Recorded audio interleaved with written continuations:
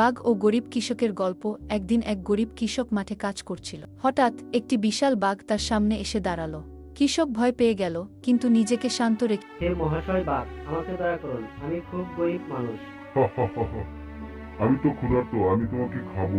আমার শরীরে মাংস কম, যদি আমাকে বাঁচিয়ে রাখো তাহলে প্রতিদিন আমি তোমাকে খাবার এনে দেব। আমি রাজি, যদি তুমি আমাকে খাবার এনে দাও তাহলে তোমাকে আমি। কৃষক প্রতিদিন বাঘকে খাবার দিতে লাগলো। কিছুদিন পর কৃষক খুব দুর্বল আমি আর তোমাকে খাবার জোগাড় করে এনে দিতে পারবো না, আমার শরীর দুর্বল হয়ে গেছে।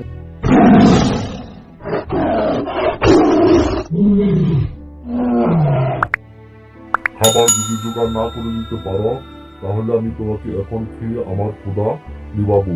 তাহলে চলো, গ্রামের মানুষের বিচার নেই। ঠিক আছে, তাহলে চল।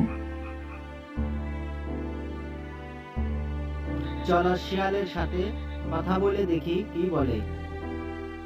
শিয়াল পুরো ঘটনা শুনে বলো, আমি বুঝতে পারছি। আমার তো বিশ্বাস হয় না, এত বড় বাঘ কিভাবে ছোট্ট খাঁচায় আটকে ছিল। বিশ্বাস হয় না? তাহলে চল, আমি দেখাই। এবার খাঁচার ভিতর বন্দি হয়ে থাক, দেখ কেমন লাগে। গ্রামবাসীরা এসে বাঘটিকে বন্দি করে দিল।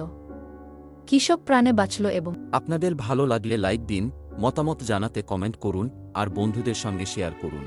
শিয়ালকে ধন্যবাদ দিল। শিক্ষা, বুদ্ধি ও ধৈর্য থাকলে যে কোনো বিপদ থেকে রক্ষা